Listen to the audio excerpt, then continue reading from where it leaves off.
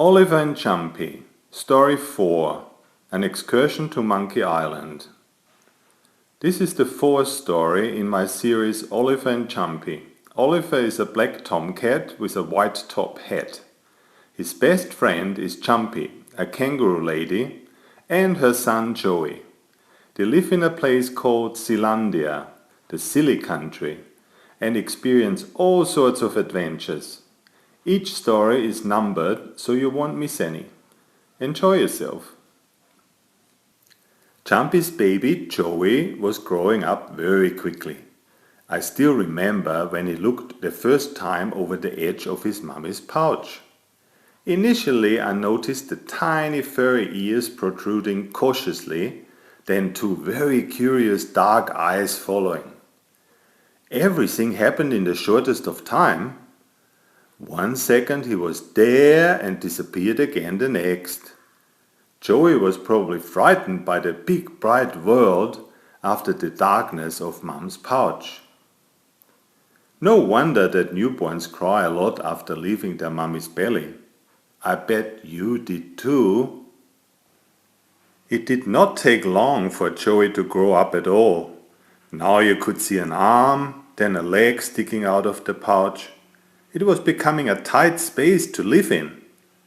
I helped with the chores, as promised, but nappy changes are not really very exciting, especially when it happens a few times a day.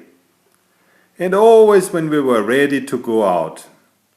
But eventually Joey became old enough to leave his beloved pouch from time to time. So I suggested, just for a change, we should take a trip to Monkey Island. Jumpy and Joey loved the idea. We packed many things for our picnic. At the harbor we boarded our ship, which was a very big lady hippopotamus, who had seats strapped to her back. After paying for our ticket with a bag full of carrots, we climbed up on her and departed. Our boat swam very slowly, so we did not get seasick. Being seasick is awful.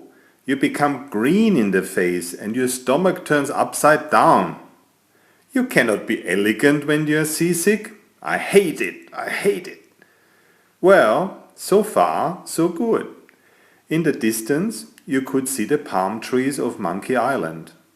3 dolphins swam next to us, trying to chat up Jumpy, whom they called Pretty Lady. They had never seen a kangaroo on the water yet. I have never been to the sea either. I thought it was just a big lake. During our crossing I became thirsty and filled a cup with seawater to drink. Imagine my surprise! It was very salty and I had to spit and spit and spit. I thought I'd die. Never drink seawater. It is a bad experience, but good for your skin. After our arrival, we were welcomed by 2 huge orangutans who are very big monkeys, wearing funny straw hats and straw skirts. But they were not ladies. Quite a different fashion here, it seems. We paid for our entry tickets with bananas and walked further to the center of the island. There was a lot of entertainment on offer. Several chimpanzees played music with sticks and drums. Some of their girls were singing with very funny voices. Joey wanted to go on a camel ride. Since he was too small to go alone, I had to tag along with him. Joey is used to his mummy's jumping, but I almost got seasick on the camel with his swaying back and forth motion. No wonder that some people call camels ships of the desert. Sometime later we decided to have picnic under a palm tree. We unpacked our basket and laid out everything neatly on a large blanket. But when I turned my back for a moment, a cheeky monkey quickly jumped down from the tree and stole some of our bananas. I tried to chase him, but while we were distracted, another monkey grabbed little Joey and went right up the tree with him. Now this was going too far. Our lovely little boy in danger. "What can we do?" Jumpy cried in despair. "What could we do? I'm able to climb trees, but not as fast as a monkey does. There were many of them, and the mad monkeys were using Joey for a toy. How terrible! An accident could happen at any time." Finally, I had an idea. I offered the remaining bananas to the monkeys. "Come down with Joey and I'll give you the bananas." They started chattering amongst themselves in their funny language. Then one of them shook his head.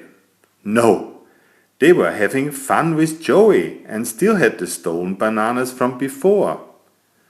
So I took all our apples out of the bag as well. Now I could see their eyes light up with greed. After some more discussions, one of them brought the exhausted Joey, holding him upside down by his tail, quickly dropped him and grabbed the fruit. Within seconds, everything was gone and we had nothing left to eat. Naughty monkeys jumping, stealing, taking Joey without feeling, climbing up and down the tree. Finally, they let him free. After this uncalled for disturbance, we still enjoyed another few hours of less exciting entertainment. Finally, everybody was tired and we returned home. Surely we had enough to dream about that night. Sweet dreams to you, darling. Monkey bye.